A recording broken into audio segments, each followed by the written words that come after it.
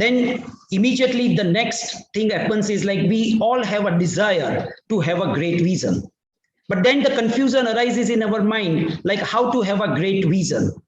And to answer all your questions, all your queries, we thought that why not to invite two visionary leaders of current era to this platform so that we can ask questions to them and we can learn from them. So this is the theme of this session. Now I will give you a brief introduction about the two legends who are with us. The first legend is Dr. Gullapalli Rao. Gullapalli Rao is the chairman and the pioneer person of the L.V. Prasad Eye Institute, which is a state-of-the-art institute in Hyderabad. There is an interesting journey. He was born in a small village near Vijayawada. He spent first 10 years of his life in that small village. After that, he moved to Guntur, and till he passed his MBBS, he stayed in Guntur. Then for the postgraduate training, he moved to Delhi, AIIMS Delhi, and he did his ophthalmology training from AIIMS. After that, he went to USA, to Tufts University for the cornea fellowship. And after getting a training at Tufts, he joined the University of Rochester as a consultant. He stayed in USA for 9 years. And after that, he decided that I want to move to India and to establish a state-of-the-art center. So he returned to India in 1986. And now almost 35 years, the L.V. Prasad Eye Institute has become one of the famous institute for all eye problem. Whether it's a affording patient, whether it's not affording patient, for everyone, it has become a center of attraction. And only one thing I would like to say is like they have treated more than 3 crore patients till now. 3 crore patients, which are a huge number. And that's what is about that institute. I would also like to say something about our second leader, Dr. Raja Sabapati. He's a hand surgeon, he's a microvascular expert. Again, he has a similar journey. He got trained in India. After that, he went to USA, and then he did his fellowship in one of the best institute of USA.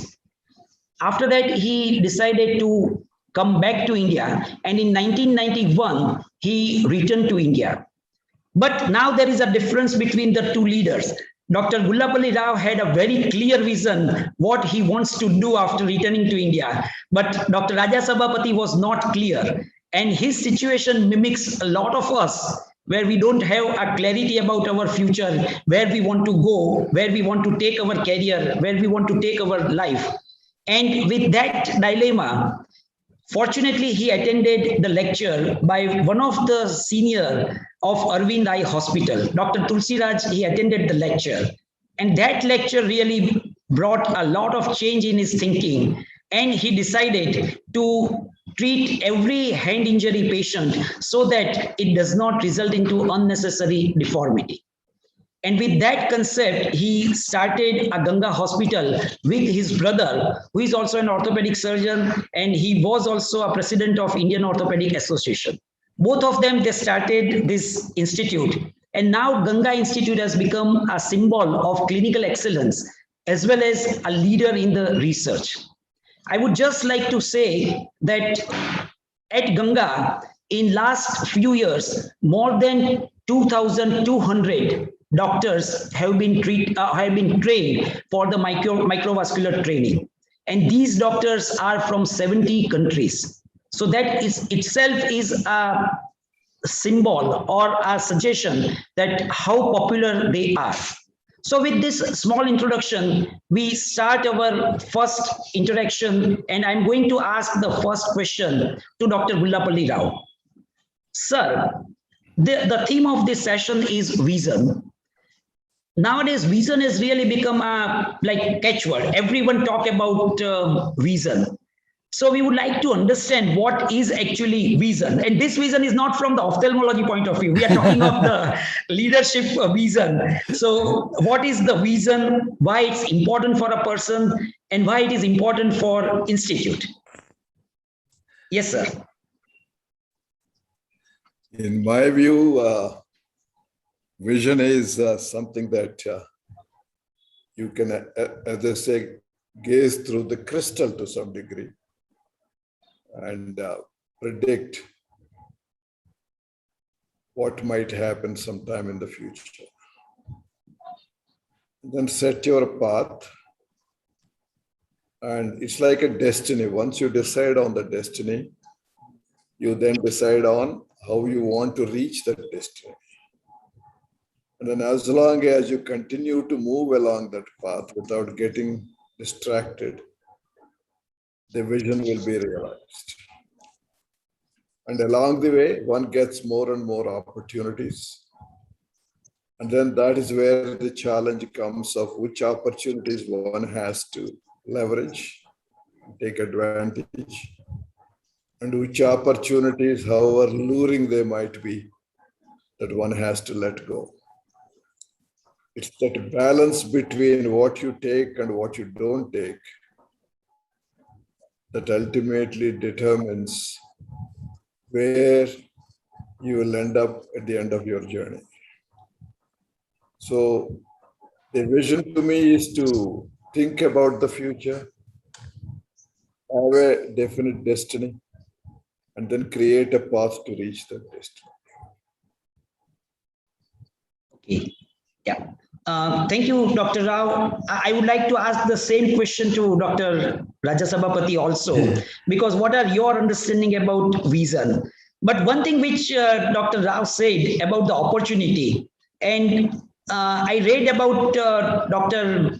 Mansek, the hand surgeon, about the opportunity, that a lot of people want opportunities in the life, but when it comes, they don't realize that it is in front of them. So with that saying, I would like to understand your views about vision. Sir, I think what by vision we mean, I think all of us must have some purpose in life. So I think either you can articulate as a vision or something.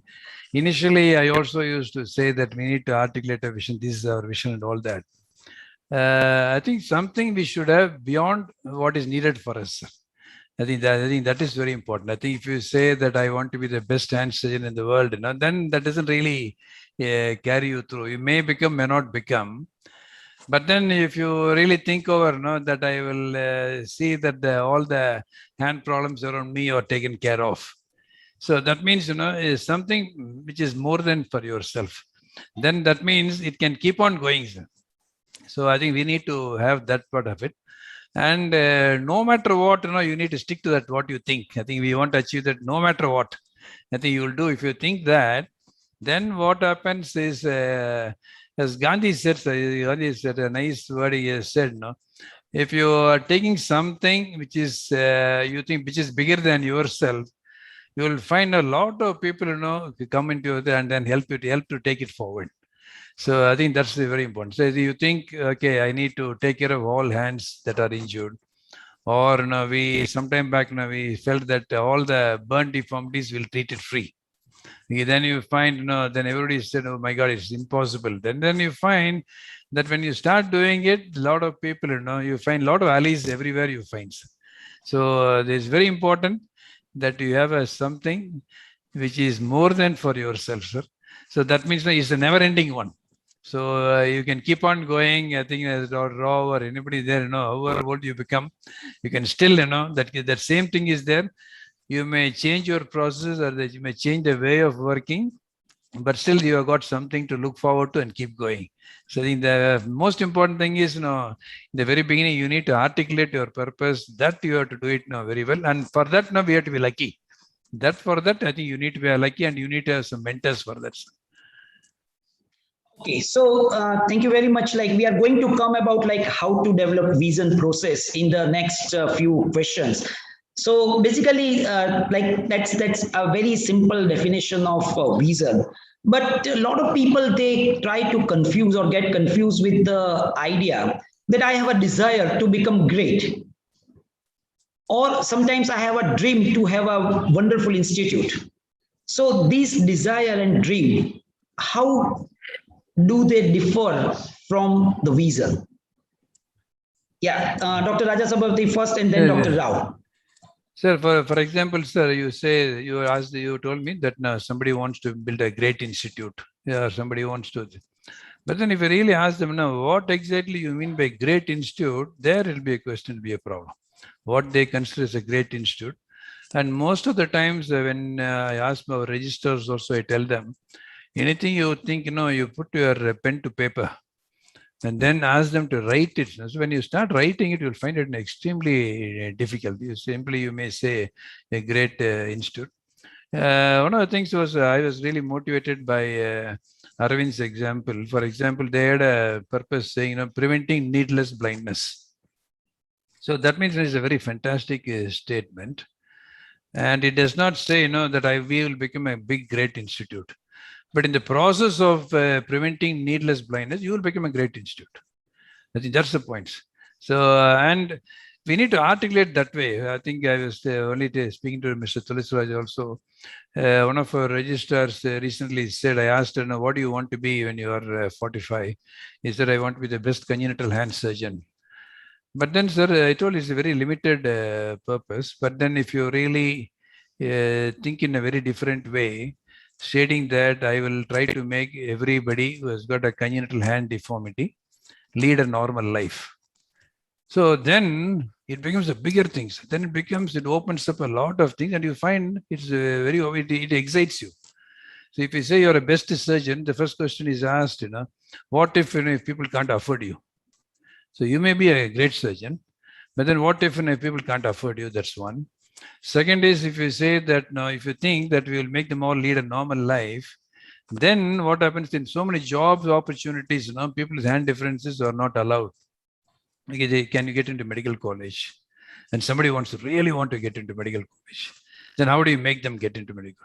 So now it becomes a wider issue, and you can keep on going. Sir. So the question is, you need to define, you need to make that into a bigger thing. So we just said, we need to prevent needless deformity from hand injuries. It's just copied from the same words. Prevent needless deformity from hand injuries. So then if you really stick down to that, then if a fellow who doesn't afford to come also, you have to do, no matter what. Then if you start doing, then what happens that some way, you find that people help you, there's a law of averages, you pick up volume, something happens and you're able to go. So you need to believe in what you're doing, and you have to earnestly stick to it, and you have to keep on working till it works. I think that's our philosophy. You have to keep on working till it works. And if you do that, it's be possible, sir. Okay, so like what I understand from your explanation is like it's not about the individual which is more important. Like say it's not being my I am become great or I will become great, but your purpose, your meaning should be more important to the society. Then only probably we consider that as a vision. In that process, you will also become great. See, suppose that's a byproduct. That's a byproduct. If you say you are going to prevent needless blindness, or you are going to say you are going to do this, in the process, you will be building up a big institution. You will be attaining this thing. You will become president of that. Anything you want, automatically as a byproduct, you will be becoming, and that's a happier way of getting it than working for it. They all come automatically. They come in. Because as far as you are stuck to your goal of where you want to go, and just follow that, and then not lose a track on the side. Okay, yeah, Dr. Rao, would you like to say something different or add on to what Dr. Raja Sabapati said? I think it's he's right. I think it's defining the larger purpose. Larger purpose, good sir. So the founding vision of our institute, for example, we said was reconciling excellence with equity. High quality care to everybody, irrespective of their socio-economic status. So that was the big purpose of the project institute. And then if you look at our logo, it says LVPI, and underneath that is so that all may see. And now we have added so that all may see and function like to their full potential. So the later edition came because of rehabilitation of people who are not sighted. Even those, we make sure they return to a stage where they could function to their maximum potential. So now the goal is so that all may see and everyone can function at their maximum potential, realize their full potential. And the path that leads to that is called quite often mission statement. Will have all the components, like we have clinical care, we have education, we have research, we have rehabilitation, banking, etc., etc. So all those are part of the mission statement. So the implementation strategy is more or less the mission statement. Okay, good. So basically that is a big idea about the vision. So now we go to the next and the very important question, that if I want to have a great vision, do I need to have a special inborn quality which is important, qualities which is important for having a vision, or like it's a process during which some mentors, some seniors, or some other person, the spiritual person, they help you to develop your vision? So I would like to ask this question to Dr. Rao first and then Dr. Raja Sabapati. I think there are probably some people who are born visionaries, but a lot of people can become visionaries with exposure to the right kind of circumstances. Like, for example, I have benefited significantly by my exposure to a lot of very, very eminent and inspiring individuals, and also inspiring institutions, and how they have led their lives, and how these institutions were built. When you begin to understand that and study this, you get a lot of lessons. That goes into the creation of your own vision for the future. So I've been very fortunate that way too, not only in ophthalmology, but in various sectors of healthcare and beyond healthcare in various other sectors, because of involvement of so many different organizations around the world. So each one of that was added to my learning process.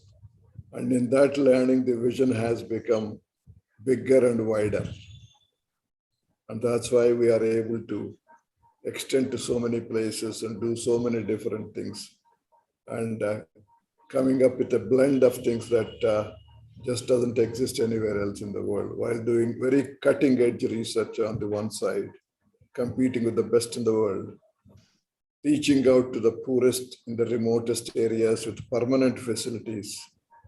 Now we have 208 primary vision centers, a model that we have conceptualized, implemented, and scaled up over the past 25 years.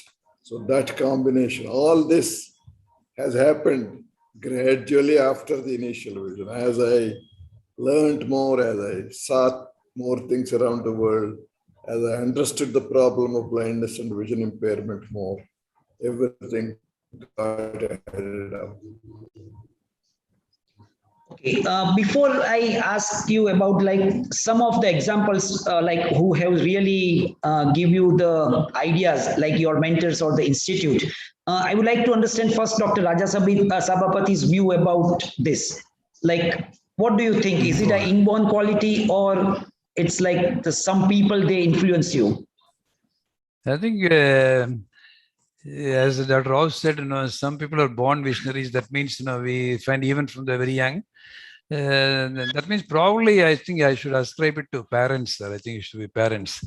I think former Supreme Court Judge Justice Shivraj Patel once said, your parents are your first teachers and teachers are your second parents.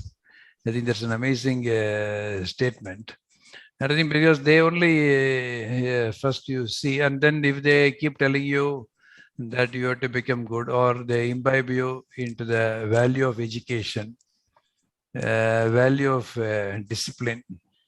I think that's very important. I think once you need to have certain values, I think you need to be disciplined, because any vision you have, if you want to make it a reality, you need to have discipline. The discipline you have to do. So as the Rob said. And after that, once you, I think that's what I said, if you are disciplined from the very young age, probably you'll be called as a born visionary. After that, if you're disciplined, then you meet great examples, exemplary teachers and leaders. Then what will happen? You try to mold like them. And if they like you, one of the things I found was any good person, he craves to get a good student anywhere. And no good student will be left off by a good teachers. I think that's fine.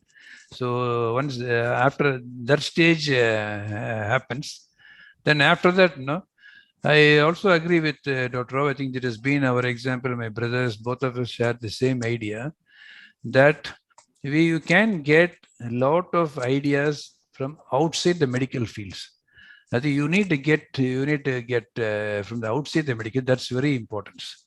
And success in anything, it has the same philosophy, whether it is in steel industry or in automobile industry or in military, anything it has. So we found that we need to read a lot of books on the successful models one, and we need to interact with people. Every opportunity you have with interact with successful industrialists, I think that will be a very good. And Coimbatore is a place of entrepreneurship. There's very little of this thing. All of them, they all come up by themselves. You don't have to go to very far places.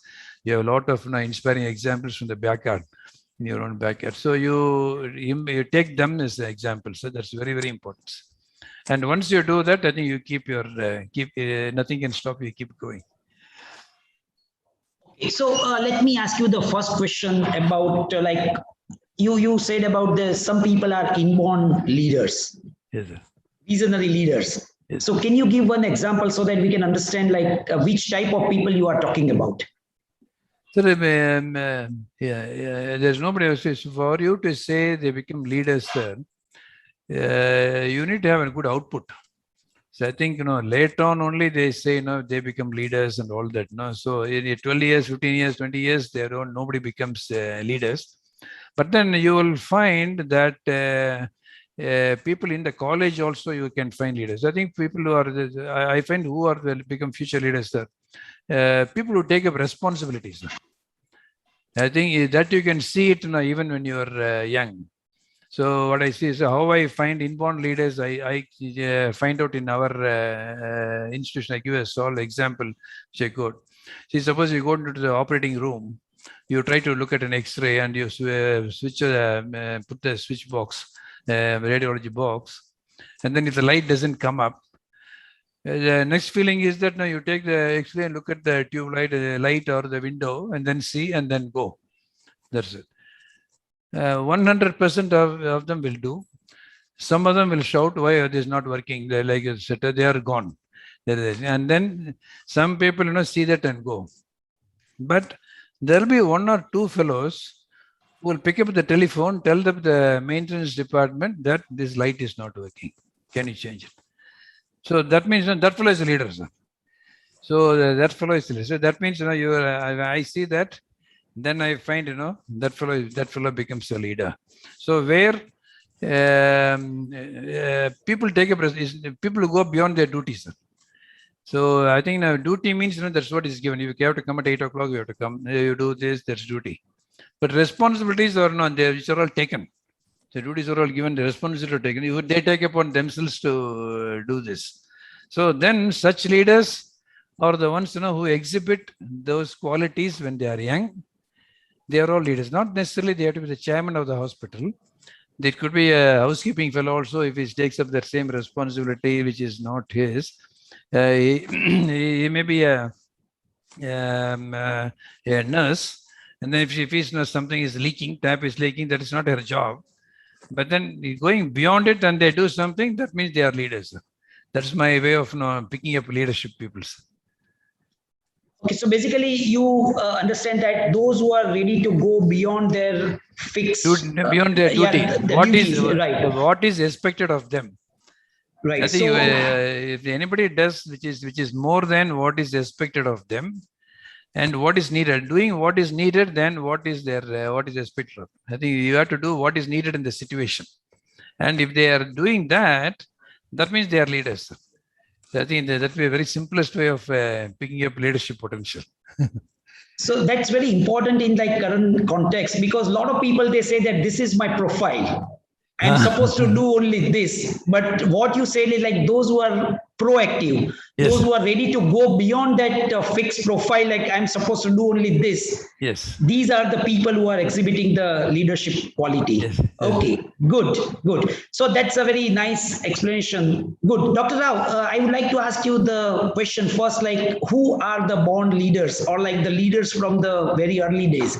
So one example from your side, and then a specific questions that which institute and which people, they really helped you in developing your vision. Okay, I'll first answer the second question. Throughout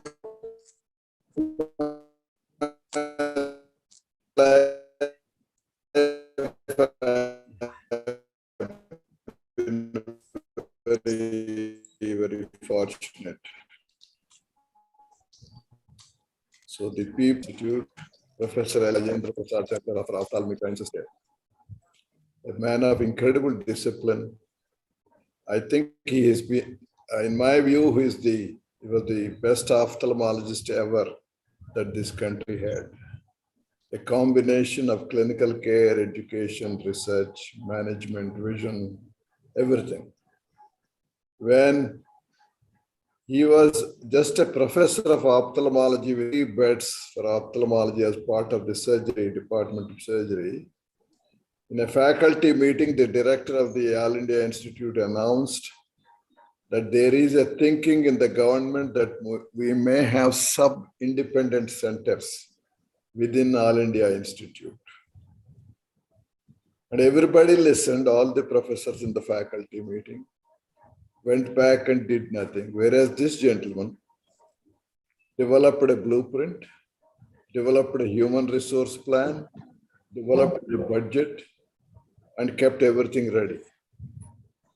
When the plan was announced to start separate centers within the institute, faculty center, he was the only one ready. That's how the Rajendra Prasad Center for Ophthalmic Sciences turned out to be the first specialty center within All India Institute. So as they say, fortune favors the prepared. So he was the prepared, so the fortune favored him. The second person who inspired me all along my life, because I had known him since I was a 3-year-old, 4-year-old kid, was Professor Venkat Swami of Aravind. He was my father's good friend. My father was an ophthalmologist. They trained together in Egmore Eye Hospital. And we were neighbors in the assistant surgeon's quarters in Chennai, in Madras in those days. So I have seen him, known him since that age. I was not living with my parents at that time. As I said, I was living with my aunt in a village for the first 10 years of my life, but I used to visit. Whenever I visited, I saw him, I saw his family. Nachar was like my akka in those days, elder sister who used to play together. So that was another man who influenced me throughout my life and guided me. The third who inspired me later on was Dr. Badrinath of Shankar Netrala. The way he came back from America and demonstrated doing a subspecialty in ophthalmology, you can still survive and excel in a country like India when everybody else thought that was impossible. In America, there are many. But the institutions that inspired me in America are the Wilmer Eye Institute of Johns Hopkins, Bascom Palmer Eye Institute at the University of Miami, which has been ranked #1 in the US for the past 10 years consecutively, and the leaders who built those. I used to meet them, ask them a lot of questions. I read about them and the institutions and how they were built. When you read inspiring biographies of anybody, that gives you a lot of guidance. So I'm always fond of biographies of individuals, medical leader or an ophthalmic leader. Every one of them has something to tell us, teach us. So that cumulative knowledge certainly helped me. And then within India, what I did was when I returned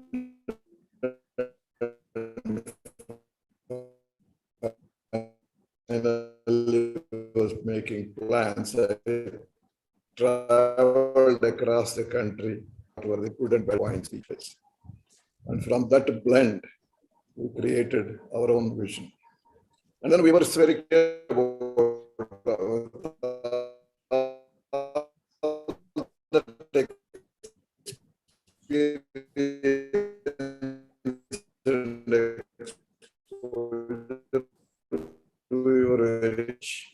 Sir, there is some problem with the bandwidth. Can you switch off your video for a few seconds so that probably the audio quality improves? Yeah. Yeah, right. Yeah. Is that better? Yes, Yes, definitely. Definitely. Okay. So for us, an institute is something that creates new knowledge, that is research, and really new knowledge, not just for the sake of saying I'm also doing research. Disseminates new knowledge, that is high quality education, and practices new knowledge. So when you combine these three, you are a medical institution, as opposed to a hospital, which provides excellent care, but do not have the other elements. So that's how we built it up. And then several small practices which were unusual in India in those days when we started. In our institute, we strongly discourage the usage of sir and madam among ourselves. That is limited to our patients and to our visitors only. Nobody calls me sir. I'm only either Dr. Rao, or for my colleagues, they call me by my first name. So we thought that brings us a degree of intimacy and closeness among the group. These are some of the characters that we have inculcated in our culture. Like our elevators in the hospital cannot be used by the staff. They are only for patients and visitors unless somebody has health problems. They can get special permits. The closest parking spots in the parking lot are for patients and not for the faculty. The chairman doesn't have a parking spot. First come, first serve. We all sit together in the cafeteria, whether it is the housekeeping lady or the chairman of the institute. We sit at the same table and eat.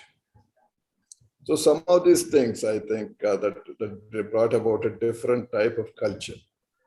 And every one of them go into the development of your vision. So much so, they get that feeling of one. And everybody gives out their best. And with this kind of relatively egalitarian approach, for example, we could inculcate a system. And I'm very proud of it. I'm not boasting. In 34 years, there was never an incident where any of our staff members asked for a tip from any patient.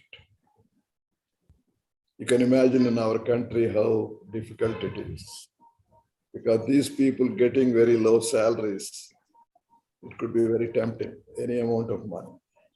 So these are all look very simple, silly, but every small thing goes into the creation of a culture of excellence, a culture of equity. And once you have that, we believe everything falls in place.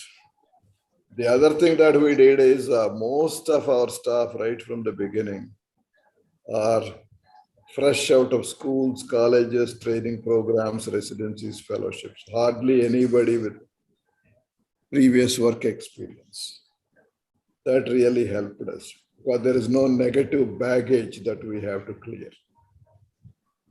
So that helped the accelerated growth of our institute.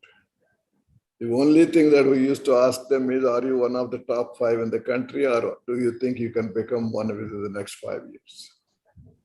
we'll give you everything you want. If you promise me you'll become in the next 5 years one of the top 5 in the specialty. And 90% of them achieved that. So complete meritocracy and no other consideration of any nature. So everything had, and who is my, as a person, individual, you think I am a born visionary? Again, as Dr. Raja Sabapati said, born means not, at a very young age, they show evidence of leadership. I don't think you know the names, I had many class fellows of mine who turned out to be great leaders. And I had many medical school classmates who turned out to be great leaders. And then visionary leaders. And then there are many. One of the disadvantages we have in our country is we don't allow our children to talk back, to discuss. We don't let them question you or question elders. That's our culture. That also has a disadvantage because the creativity is taken away from them. Whereas in the West, that is encouraged. They're supposed to ask you questions. Nothing is accepted as it is. Out of that comes the originality. Out of that comes the research and productivity. So that's how they become. So there are many examples in America, at least in ophthalmology, and I'm sure in other areas too, where the day after they finish residency, people have been appointed as chairman of departments in universities. No fellowships, no assistant professor, nothing, straight chairman and professor of the department right after residency, because that person has demonstrated the visionary leadership at that young age, even during residency. And then I believe in Singapore, they identify the kids right at the high school level. And then they put them on a leadership path and prepare their future ministers and leaders of their country. And they go along that path. Many of them become ministers, prime minister, presidents, and all that stuff. Prime minister, of course, so far has been from the same family in Singapore. But otherwise, that country, I believe, promotes that because the selection happens right at the high school level. Okay, thank you. Now, we would like to go to a slightly personalized question, and that is about your vision. Is fully your vision, or it's influenced by your spouse, by your brother or sister, or by your teammate? So I would like to ask this question to Dr. Raja Sabapati first. I know that in your background, your brother itself is himself is one of the influencer person, but who else played an important role? As I told sir, I think we have we are also, both my brother and myself, we should say, we are blessed with great teachers. I think that's very important. So I used to think if you are a postgraduate at that time, if you think he's the best unit, I was in that unit. Okay, like that it was there. So when I was doing my MS, I had one legendary teacher by name Dr. Sarat Chandras in Madras Medical College. You used to call him as a walking encyclopedia. The one thing that he did was he inculcated a love of teaching, sir. So he used to take Sunday classes. I don't think anybody need to come on Sunday and teach so that. And not only that, I used to take a lot of interest in teaching. Then he said, you also teach. And then he used to tell me, okay, you take class on thyroid. Next day morning, he'll come and ask me, oh, did you tell that? Did you tell that? So I might not have told the boys. See, I got something more to tell you. So like that, no, he took it along the love of teaching, the love of sharing. I think that he only taught us. So that's the thing. And next, I think, as Dr. Rao said, I also had a great mentor with the same name, Dr. Venkateswamy, the hand surgeon Venkateswamy in Stanley Medical College. So what Dr. Venkateswamy showed was, if you are very committed, no matter what and where you're working, if you could think of some out-of-the-box ideas and be prepared to do that, I think, you can achieve things. So when we are students, I think what he wanted to do a lot of hand surgery, and they wanted to get all the hands. I don't know, so whether you know. So when he started, he put a red line from the gate of the hospital, and then said, "Whomsoever has got a hand injury, please follow the red line." So he bypassed the casualties. He bypassed the casualty. Then it has to go along. It will go along the staircase. It will go along like this. Go. Then finally, it will go and stop in a chair where everybody is going to sit. That's the way it is going to go. So that means, once you do that, even for fun's sake, a lot of fellows, even for scratches, they used to send. All of them used to send. And then I used to find when I was called about 40 fellows, but then he was very insistent that we write the whole thing, how it came. So one evening I went and told him after duty, I told him, "Sir, if red line is fine, sir, that is fine. But then because of that, we are getting all lot of sundry things and all getting, sir. So I think, it is a big problem. And you are asking us to write the whole thing for everybody." But then, so what answer he gave was, he said, "Raja Sabapati, the reason is if you do not want to miss one digital nerve injury, then you need to see about 20 dirty things." I think that's an amazing word. I do not want that we should miss one single digital nerve injury. So that means every small bit of scratches, you have to see. You have to see. Only then, you can't do it. So that means, sir, in that way, he used to make such sort of big things he used to do. And then he was willing to go through that, and he was making it. So when he talks like that, sir, then we used to go, "My God, no, this is good." And then we used to feel that that's a big visionary. The next is where I was very greatly influenced was the Mayo Clinics. Mayo Clinic were a profound influence on us. And way beyond that, I got influenced by Mayo Clinic when I was in my MBBS student. In Madras, there used to be a Moor market, sir, where you get old books used to be told. And I used to like books, and then all old books for 1 rupee books. So in 1 rupee, there was a book called Doctor's Mayo. So I bought that book when I was I just got into clinical side of it. That is a lovely, amazing books. So that influenced as to know how people could come, how they could use it for a better purpose, how they could create institutions. And the words, which William Mayo said, the interest of the patient is the only interest to be considered. I think that's one of the things which we are keeping it as one of our things. And that was a great thing. So I think so. Kept on reading it, and then you think that you really want to be like that. Then what will happen? You'll also become a visiting professor there.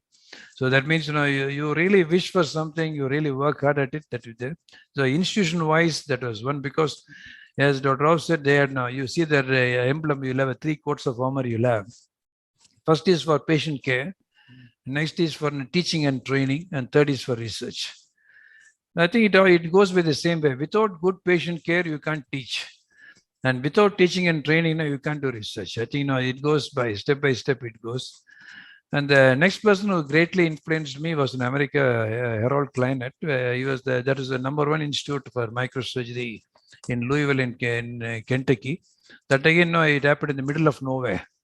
So that again gave us a great confidence to go back to Coimbatore, because when you go back to Coimbatore, they said, how can you introduce such big things in Coimbatore? You could better settle in Bangalore or Madras and all that. But then we found, this Mayo Clinic is in the middle of nowhere. Louisville is in the middle of nowhere. And then it drew in all the people everywhere. From Kleinet, I got 2 points. One, I used to keep on asking him about how to set up a hand injury service and all that. And I used to tell him in India, the money part of it and all that. But he said a nice words he told. He said, if you love hand surgery and keep on doing good hand surgery, everything will take care of itself. And he said there are 2 important words in this sentence. One is love hand surgery. The next adjective is there, keep on doing good hand surgery. This love and good are important. And then if you love hand surgery, and he said, everything will take care of itself. And that's all. So there, money decision is not there. So there, he said, who you do, that part of it is not there. And then we found that there also the Louisville, when a lot of people were there, And every one of them had been a former fellow at some time. And then they all belong to different countries, Dominican Republic, Taiwan, Turkey, like that. And he said everybody who had been good, he just kept them on. And at that time, we found in India in the 80s, if there is a good surgeon, he'll have a mediocre person as his assistant. All plastic surgeons will have a MS general surgeon as his assistant. You will not have another plastic surgeon as an assistant. So the team working part of it, it was very unknown at that time in the 80s. So we found this amazing thing. He said, no, you should keep us an assistant who is better than you. Okay, that part of it, that again was one of our big models. I think when we came back, all our people who are working with us can be individually, they could be great by themselves.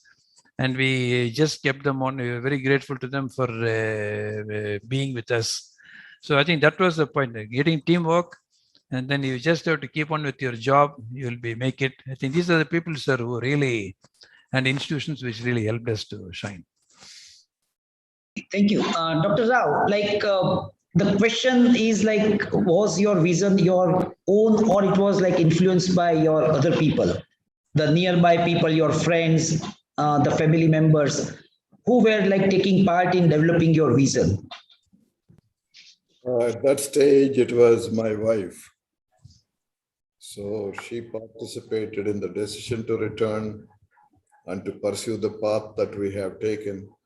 Not making money making as a mission, but service and touching the lives of people who are least privileged in our country. So in that journey, she was the biggest supporter and she added to my vision. Okay, thank you. So with this now, I hand over to my co-moderator, Dr. Ajit Kumar. Ajit Kumar is a young orthopedic surgeon practicing at Tejaswini Institute in Mangalore. And he was also a past president of Karnataka Orthopedic Association, and a very nice gentleman. And again, I'm sure that he's going to be a great leader. So over to you, Ajit. Thank you for those kind words, sir. But I think I'm almost past my sell-by date as regards greatness is concerned. Anyway, excellent discussion going on. I've been listening quietly. And I think probably some of the questions that I have, we have touched in a fleeting manner in your answers to Dr. Dhiren's questions. So I think the next question I'll direct it to Dr. Rao. Sir, once you decided to, or you set yourself on a course to achieve your dream, how did you get a team on board? We doctors have massive egos. We have a lot of other things to consider, and getting a team of doctors to work, they say, is one of the hardest things. And it's as a team leader, it is not just the doctors that you have to look into, but the other ancillary staff also that you need to. So how did you manage to get your team on board, and how did you get them to share your vision? So the number one is, as I said, the recruitment of our doctors was mostly from people who have just completed their training. And then interviewing them, talking to them, and finding out about them from their mentors and all that. So the investment in youth has paid rich dividends for us. About the other team members, we always say we have pursued a road not taken, the Robert Frost poem. Two roads diverged in the woods, and I took the less traveled one, and that made all the difference. So that really has made all the difference for us. The other team members, what we did was, what is our need for an eye institution? What are the functions for which we need human resources? And what competencies are required to carry out that task?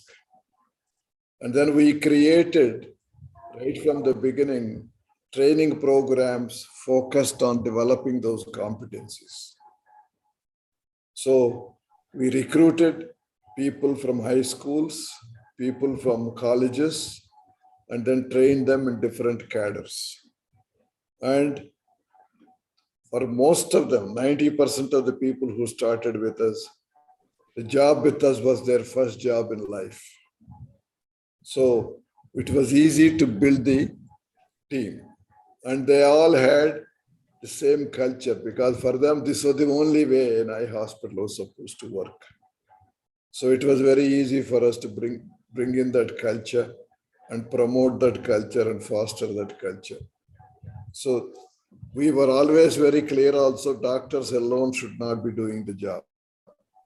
It should be an eye care team. The approach we have taken is comprehensive eye care, not focused on just one disease. Like at that time, the only thing everybody was doing was cataracts when we started. But we took a different path of comprehensive eye care. That would involve prevention, that would involve treatment of all eye diseases. And we were the first eye institute in the world to incorporate rehabilitation of blind as an integral part of an eye institute. I didn't realize at that time, later on I was told. Because we wanted everything to be done under one roof, anything related to eye care. So it was comprehensive eye care. Third is paying, non-paying. At least half our patients will get treatment, whatever is required, completely free of cost. That means by the time they come into our hospital until they leave, everything is provided free, absolutely free, no strings attached. And no questions asked, no screening. Anybody coming to the non-paying registration automatically is accepted. The fourth one is providing care through an eye care team approach. The eye care team is ophthalmologist as the leader, optometrist and technicians, nurses, biomedical, maintenance, administrators, support personnel, everybody. So every ophthalmologist has a ratio of about 25-30 people supported from top to bottom. That's how we built the team. Again, these are all learnings from what I observed in America and well-run institutions everywhere. And that way, the most expensive commodity or the most valuable commodity, that is the doctor with a lot of years of training, can use all the energies for the medical and surgical care of the patients. And I also learned another thing in the US. A management consultant who used to come and look at all the clinical practices once said, you should not, as a well-trained ophthalmologist, get into any metrics like testing the vision, doing refraction, testing the intraocular pressure. No, that should be given to a less qualified, well-trained person. So like that, you delegate different tasks to different levels of care. And then the ophthalmologist focuses on medical and surgical care and dealing with the patient as a whole at the end of the procedure. So in our system, each examination room is fully equipped. And we also have a philosophy. You go to the patient doesn't come to you. The doctor goes from room to room, the patient stays in the same room. Or an optometrist who brings them in, works them up, and after the consultant finishes and advises and talks to the patient, they walk them out. So that is the system that we have created. It's team approach. And then the other thing that we try to do is that the commitment to quality. Under no circumstances, quality is compromised. Like, for example, right in the beginning, we have made a determination when nobody else is doing for non-paying patients intraocular lenses and no intraocular lenses were manufactured in India. We decided at our cost, every cataract surgery will be done only with intraocular lens implantation. And that worked. And we decided it was our responsibility to mobilize resources to fund those.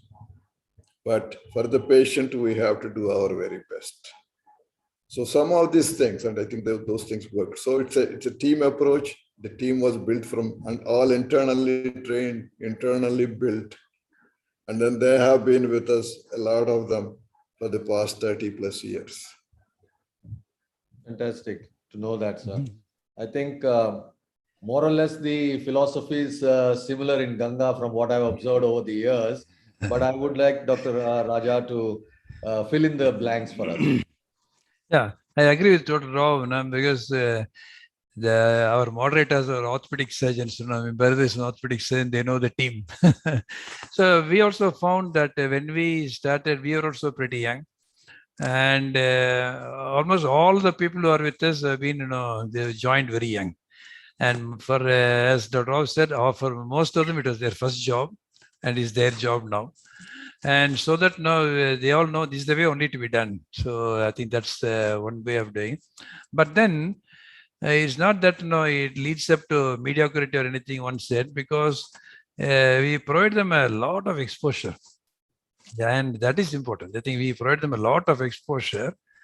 And we are a center which is visited by so many people. At any one time, you have so many fellows from so many countries.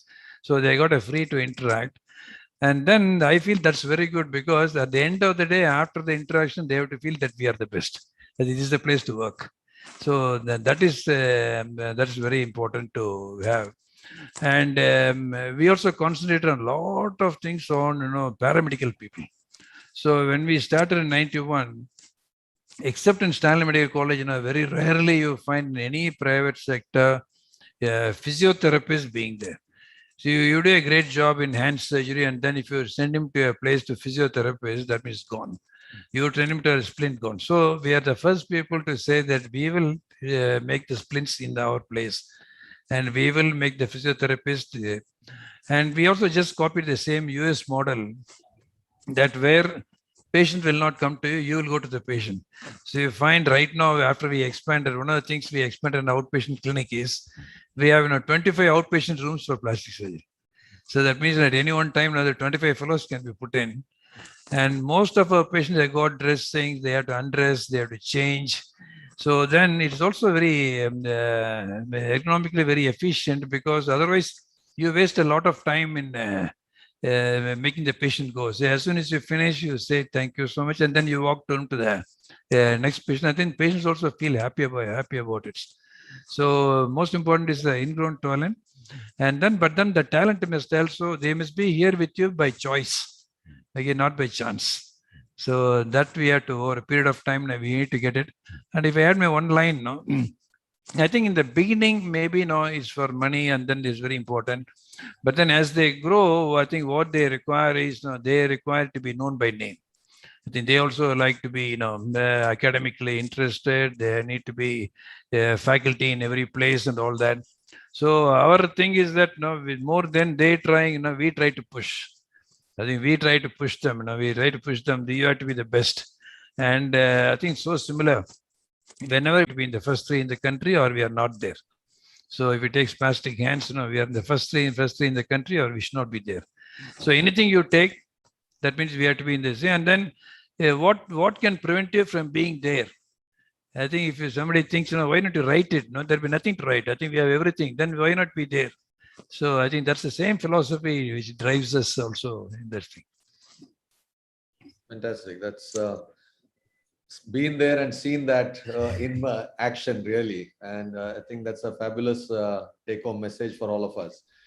So, Dr. Raja Sabapati, when you were training in the US, and when you got inspired to sort of replicate that setup in India, it would have been like a very faint or a fuzzy idea initially. So who were the main contributors to concretizing those plans?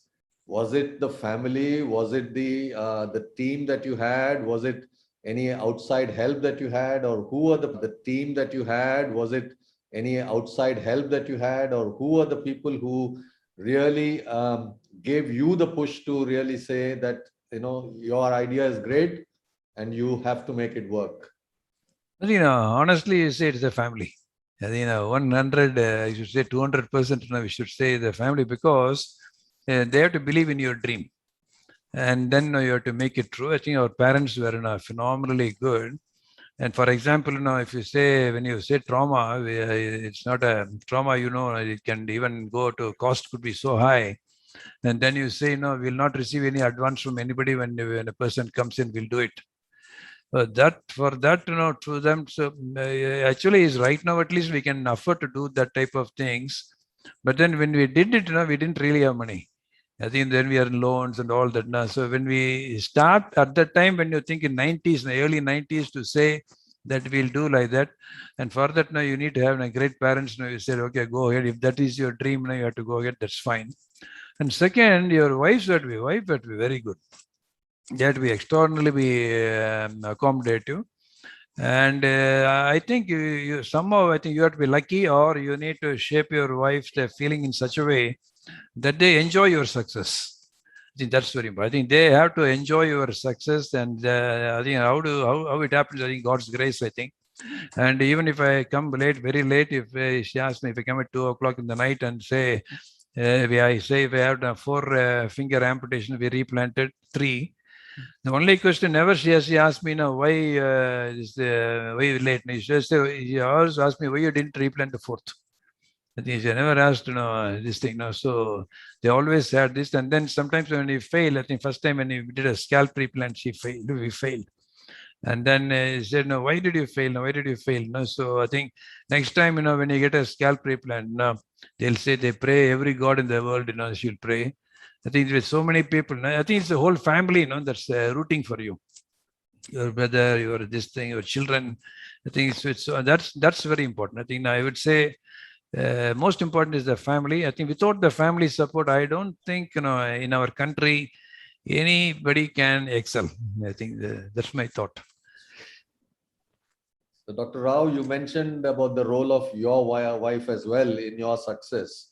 But apart from that, and apart from what Dr. Raja to say, who else gave you the push or took you in that direction? You are from Guntur, you say, and then you end up in Hyderabad. So it's a little different to what you've been brought up, from Guntur to Delhi to US, and then to come back to a hot place like Hyderabad. So who are the people who attracted you or made you feel comfortable with your decision? The only person who supported me 100+% was my wife.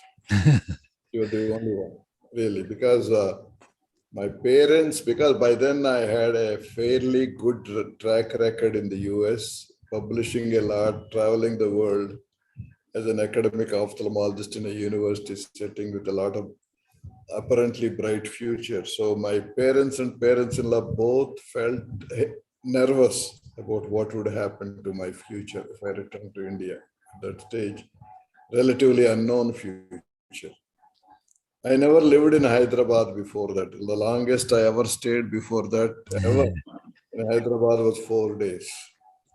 I didn't have family, I didn't have friends, I didn't have any connections in Hyderabad. The only reason we chose Hyderabad was that I thought it would be a central place in India, could attract the talent from all over the country. That was the main reason. And my father definitely said, if you are thinking along the lines of building an institution, you should be in Hyderabad. So with that kind of thing, that's when we decided on Hyderabad. And initially, the government of Andhra Pradesh then at that time allocated land. When I applied, N.T. Ramarao was the chief minister. And the idea was we started a foundation in the US to raise money from the family and friends. And with that money, we were planning to buy the equipment.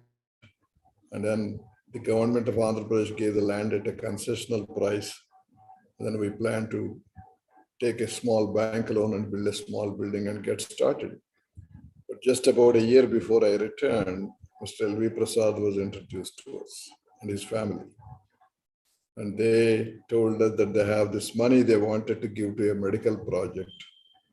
And then subsequently, they decided to give it to us. So in recognition of that, our board of trustees of our institute, actually our legal entity is Hyderabad Institute. Before L.V. Prasad came into picture, The name we started with is a Hyderabad Eye Institute. So because of the large contribution he made, the board decided to name it after him. He gave at that time 1 crore of rupees and the 5 acres of land in a better location than what I got from the government in Banjara Hills. So for that reason. So that's how the name LV Prasad has come into the thing. So that's the beginning of our institutes. So that's good to know. So continuing with you, Dr. Rao, I think we need to know whether people followed you because you had a vision or because you had the power to be being the leader. What was it that made people fall in line with your ideas and with your concepts? Was it because you're a leader or because you're a visionary or a combination of both? I don't know about that. I can't answer that, but they should answer that. But I think the reason why it has stayed, whoever has stayed with us, is because of, as I said, they found the environment very conducive for their growth to become academic leaders in their field. Because, for example, for our faculty, after 3 years of spending with us, every one of them have an opportunity to go out for a year and work with the best people in the world of their choice, in the area of their choice. We don't tell them what to do. And this all covered by us. We pay them the complete cost of that. And every single year, if they have an abstract accepted, they go to an international meeting, at least one. If they can get more meetings, we'll send you to any number. But they have to be productive in research to be able to do that.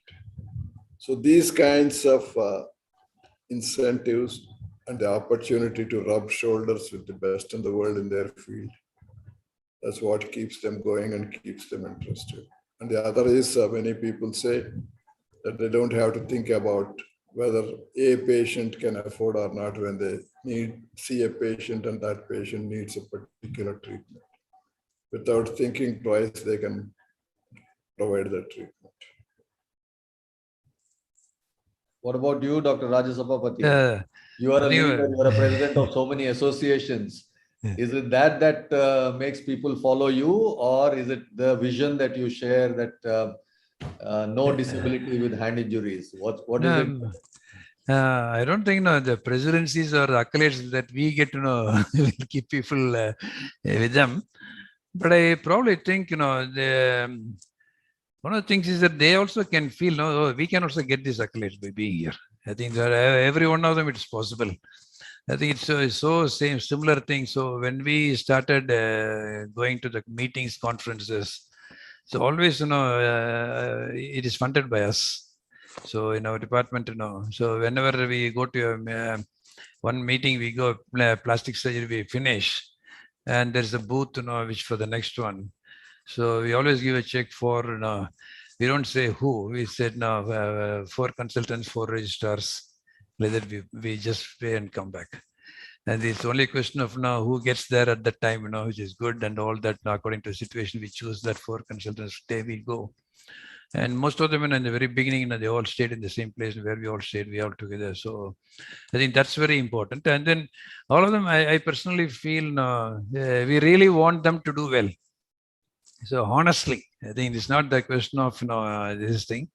We are very, very, very, very keen. They must do extraordinarily well, and that is reflected in a day of everyday work.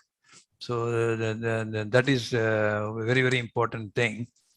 I think these are things where there's a lot of freedom of work and not minding the costing factor for it is there, and the ability to try out new things. And we also heavily invest on equipments.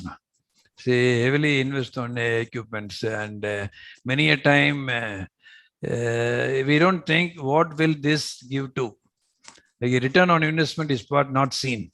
Whenever we buy, we think if this is good for patient, I think it will give a little bit better care. I think even many of our younger boys suggest it. And even though I might not have used it, even though I don't use it, I'm not familiar with it. But if they feel that it is very important, it will improve patient care, we go ahead and buy it. and not speak a single word, and if it does not brought money, and even if for that 5% of the people it has made good, we feel happy. I think that sort of things, the culture in the place, I think will keep people with us. I think that's very important. So I think probably both those answers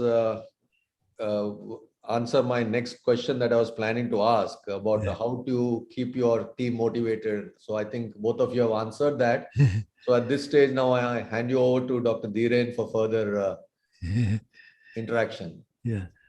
Yeah, thank you, Ajit. Like both the leaders have really explained their, like, what we call it, like the tips, or like what their success formula, and more or less it's the same. But still, I would like to first of all ask you, Dr. Rao, would you like to say something which you have not told us till now about your journey or about your vision? You have told us a lot of things, but if you have missed something, and if you think that this is very important for our audience, then you can share that.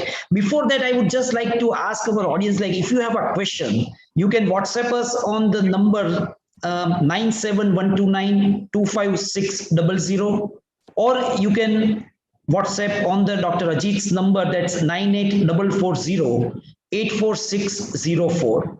I repeat both the numbers, 97129256000 or 9844084604. Yeah, over to you, Dr. Rao.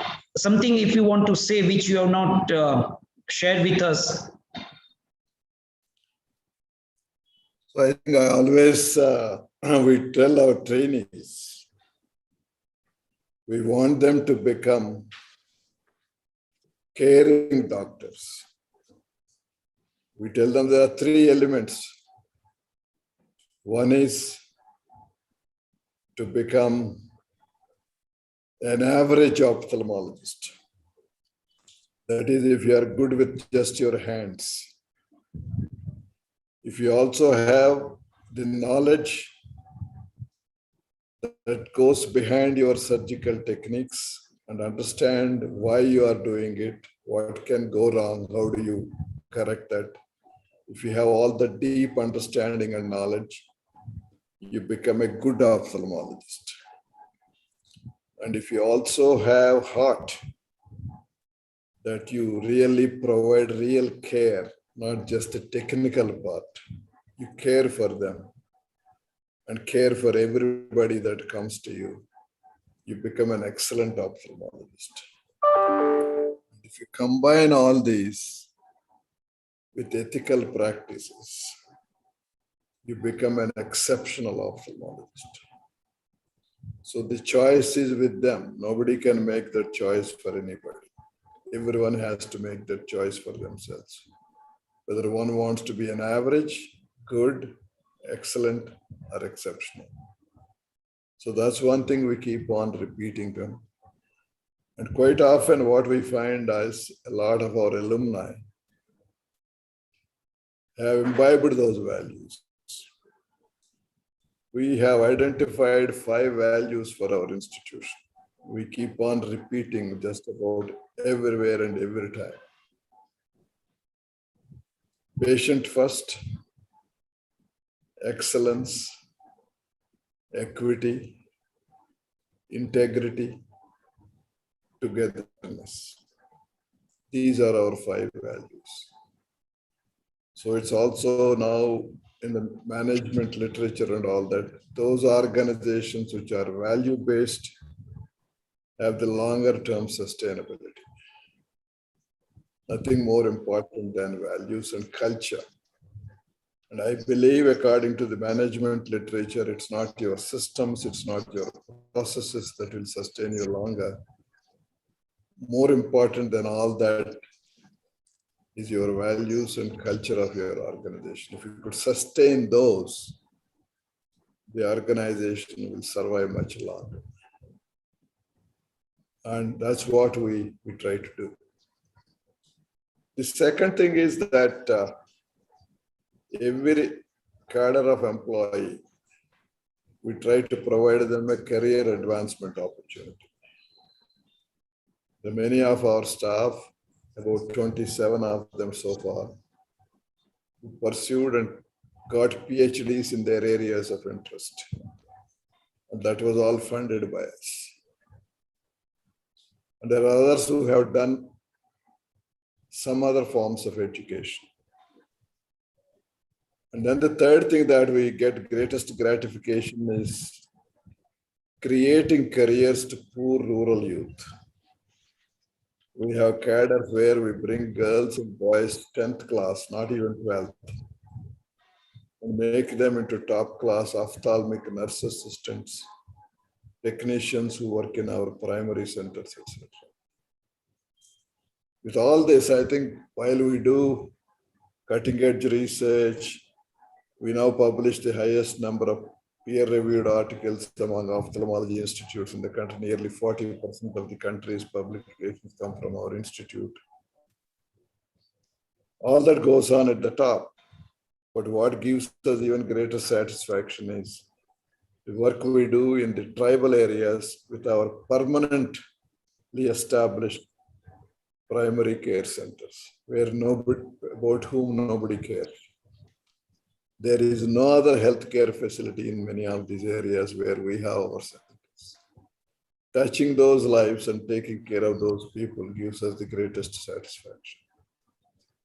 And that blend of cutting edge research and advanced care at one end, and reaching out and touching the most neglected populations of our country with permanent presence in their community, not through ICAMs, but permanent presence in their community with good infrastructure and trained staff, is what gives us the greatest satisfaction. And I personally always tell whenever I address medical students or trainees, please remember we live in a country where half the people go to bed every day hungry. They cannot think of spending any money on healthcare, and they don't even have 2 square meals for their family. It's like this, I tell them. When we were children, our parents take care of us. That means we were vulnerable at that age. When they become elderly, they become vulnerable, and we take care of them in our Indian culture. At least we used to in the past. Now it is getting less and less even in India. If you are the type who takes care of your elderly parents, you should also take care of poor patients, whether they or not, because on the bodies of poor patients, you have become an expert. You learned on their bodies. You have killed some of them. You have produced complications on some of their bodies. And they are the ones your learning grounds. And you have to repay the debt to them. And if you are the type who repay the debt that you take, this debt also has to be repaid. These are some of the values we try to inculcate in our trainees and our staff. And then that everybody that comes to our campus shall be treated with dignity and respect. We have a saying, because they are poor, you should not treat them poorly. Yes, thank you, sir. So you muted, sir. Sir, that was really the great message, and I must appreciate that this is what really we all would like to learn, that like we are supposed to treat everyone with dignity and everyone equal, which is very difficult for some of us, or even me, that to apply that rule in the practice. But that's something I would always like to apply that in my practice. So Dr. Raja Sabapati, would you like to add something, or what you have not told to us? Yeah, I think somebody told that to succeed, there is only one way, and you can fail in so many ways. So what Dr. Rao said, it resonates so much with what we do and what we love to do all the time. So what I would like to tell to a lot of young people is that you have to be convinced that you can be good by doing good. I think a lot of people, there is a sort of a conflict in the mind whether being good works. So first, what I would tell them is, you need to invest on yourself. That means you need to become good. I think you need to. All of us have to work up to our full potentials. And Dr. Rao said that a lot of our people in our country, they go to bed now without food and all that. I think we are the privileged few, and then we need to really make our country great. Sir. I think somewhere, you need to be patriotic. I think that patriotism has to be start from the family. I think everyone in the family, everybody in Coimbatore must feel this. I always found that we need to create an institution which the locals are proud about. I think that's very important. I think the local people must be proud about that you exist there. So that's if you are able to get that, that's fine. And a lot of people is asked us about these awards and all that, but still I always say, as one of our very top persons who came to our hospital said, after getting, when you get very, what do you feel? He said that all these don't mean anything, except they all are enjoyable if only the patient in your hospital, on your operation table is fine. Each time, each day, every day. I think when only that's there, that is fine. That's one. And secondly, all of us must have some empathy. I think a lot of people keep asking us, what keeps you going? I think that's a big question. What keeps you going? See, suppose if you are just doing yet another major hand surgery or microsurgery, I don't think you'll keep going. But then what really keeps us going is hearing the stories of people on whom you do things. So I would really love, I will always know, behind this person, behind this hand, there's a man attached to this hand. Okay, so that means he has got he might have taken a loan just now to build this thing, hand is gone. So like that, once you do that, if you keep on hearing that subconsciously you'll be working a lot more to make his hand all right. And the patient reflects back your thought also, no? He will reflect. And other thing I could tell to people is that the only way that we could make our country good is that putting our patients first, and also we need to putting in data correctly and most of the times now we should not take under the umbrella of volume and all that. See, I keep telling that just because of the population advantage, India and China will have the most disease, and every disease will have the most numbers. See, but that cannot make you the leader in the field. That means you can't. I tell them that just because more babies are born in India, a person from Germany or London will not come to Coimbatore to know how to deliver babies. So that means you need to have excellence in everything that you do, and people have to choose you when there is a choice. I think that's it. I think in every there, I think there's now it's a world, there is a lot of choices are available. And when the choices are available, then people have to choose you. So for that, now that means you need to walk an extra distance in what you do. I think quality is the only way we could do it. And people think quality is expensive. It is expensive, but then complications are the ones which are most expensive. I think we strongly believe that quality care is the best way to reduce the cost of care. I think it's the complications which increase the cost of care. So continuously you have to think of reducing complication, increasing quality, giving the best thing to the patients. And beyond yourself, I think you need to, in everything that you do, you have to think beyond yourself. I think for the institution you think, then institution, whichever institution, I tell all our people, you don't worry about yourself. You just think about patients, and you don't have to think what SRS likes. I think you just think the situation, what is good for a patient, then that's exactly what SRS will like. So I think that confidence, I think you need to build it into the patients. And you only need to ask any decision that they take, they have to use this as a point. Is it good for patient care? Okay, if the answer is yes, please do. If the answer is no, please don't do. And that will be approved by this thing. Of course, sometimes anybody can make mistakes, but then that's the only thing that you need to ask when you take decisions on patients. I think that's the one which you like to say, sir. I think that can build up any great institution. Yeah, thank you. Like there are a lot of messages, important points which we learned today. And now I hand over to Dr. Ajit to just summarize and revise all what we learned today and also to pass a vote of thanks. Over to you, Ajit. Ajit, you're muted, Ajit.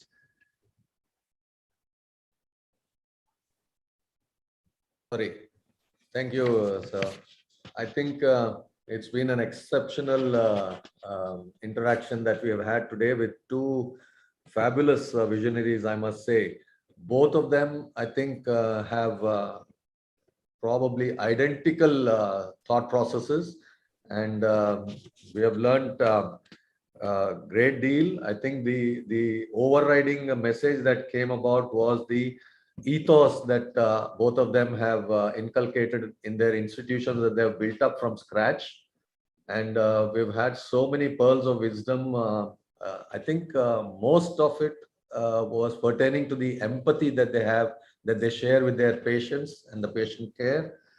And both of them said patient first, excellence, equity, integrity, and togetherness. I think in one way or another, in more than one way, both of them have resounded that over and over again. I think when it came to the question of what is vision, Dr. Rao said it's a balance of your choices. Think of the future and then you work towards that, whether it is destiny or whatever you want to call it. You have some idea, think of the future, work towards it with a single-minded dedication. And Dr. Raja Sabapati said it's the purpose in life, something over and above what you need for yourself. That is vision.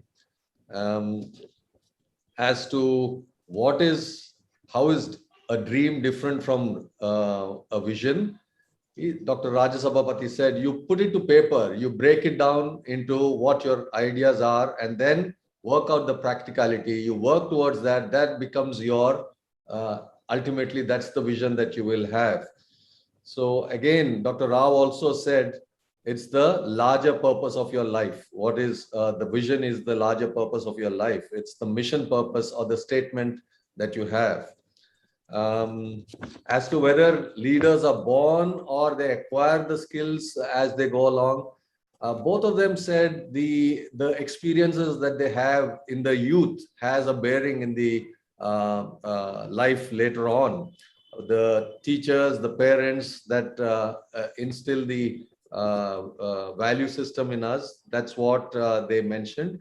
And of course, both of them talked extensively about the experiences that they had during their training, whether in India and particularly in the US. All the value systems that they imbibed, they came and